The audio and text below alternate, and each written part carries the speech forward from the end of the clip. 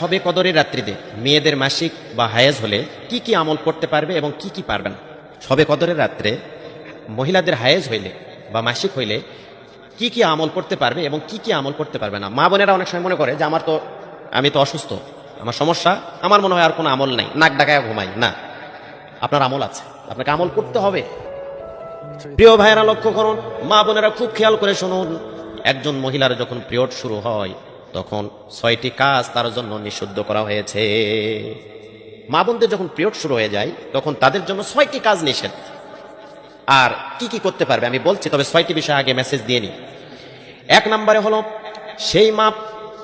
সেই বোন সালাত আদায় করতে পারবে না যেই মা বোনের পিরিয়ড শুরু হয়ে গেছে, যে মহিলার পিরিয়ড শুরু হয়ে গেছে সে সালাত আদায় করতে পারবে না, নামাজ পড়তে পারবে না, 2 নম্বরে রমজানের রোজা রাখতে পারবে না। 3 নম্বরে হলো বাইতুল্লাহ শরীফ তাওয়াফ করতে পারবে না, যদি অসুস্থ অবস্থায় থাকে, পিরিয়ড অবস্থায় বাইতুল্লাহ শরীফ তাওয়াফ করতে পারবে না। 4 নম্বরে হলো সে মসজিদে অবস্থান করতে পারবে না, ইতিকাফ করতে পারবে না। 5 নম্বরে যেই মহিলার পিরিয়ড শুরু হয়ে গেছে স্বামীর সঙ্গে ফিজিক্যালি মিলামেশা করতে পারবে না।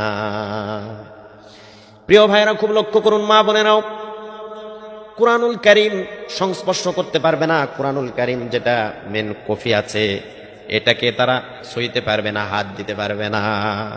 তবে যদি মোবাইলে কোরআন শরীফ থাকে তাহলে আপনি পড়তে পারেন, যদি আপনার দূর থেকে দেখছেন সেখানে আপনি পড়তে পারবেন, কিন্তু কোরআনের যে মূল কপি এটাতে আপনি হাত দিতে পারবেন না। এই কাজ তার জন্য নিষিদ্ধ, এই 6টি কাজ করতে পারবেন।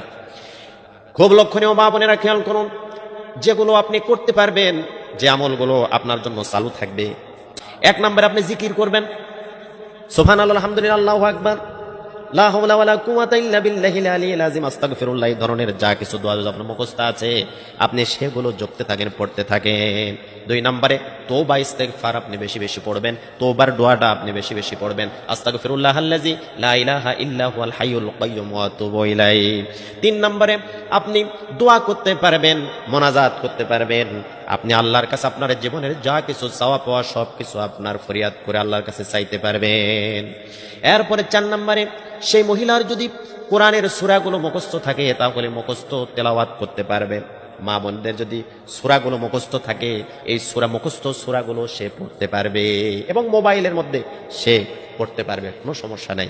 তাহলে এখান থেকে বোঝা গেল যে 6টি বিষয় বাদ দিয়ে আপনি যথাযথ যেগুলো আমলের কথাগুলো বললাম মা বোনেরা, এগুলো আমল করবেন। শুয়ে থাকার ঘুমানোর সময় নাই কদরের রাত্রিগুলোতে,